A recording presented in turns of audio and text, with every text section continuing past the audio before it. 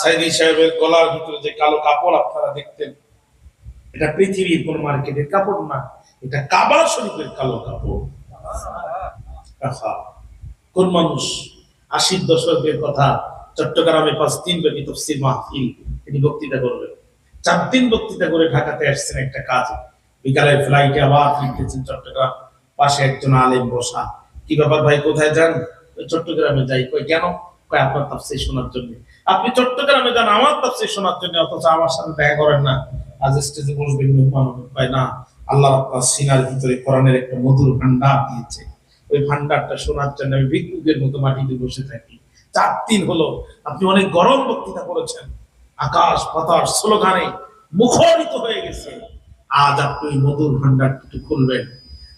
শেষের দিন কিয়ামত দিবসের উপরে বক্তৃতা করলেন, কোরআন টু কোরআন, আয়াত টু আয়াত বক্তৃতা করলেন। এক মঞ্চে ২৭ জন মুসলিম কালেমা পড়ে মুসলমান। আমি রংপুরে বক্তৃতা করে রেস করতেছি, একজন হিন্দু দাদা বাবা রুমে ঢুকে গেল।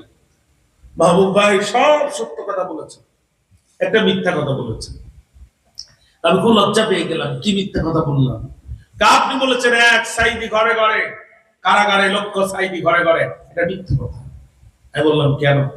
কয় বাগানে ফুল প্রতিদিন ফোটে, কিন্তু যেটা রানী গোলাপ, গোলাপ তো প্রত্যেকদিন বাগানে হয়, কিন্তু যেটা গোলাপের রানী এটা জন্মগ্রহণ করে ১০০ বছর পর একবার। সাইদি যে কোনো বাগানের ফুল নয়, এটা রানী গোলাপ। এরকম গোলাপের জন্ম কিয়ামতের আগে আর বাংলাদেশে হবে কিনা এটা আল্লাহ পাক জানেন।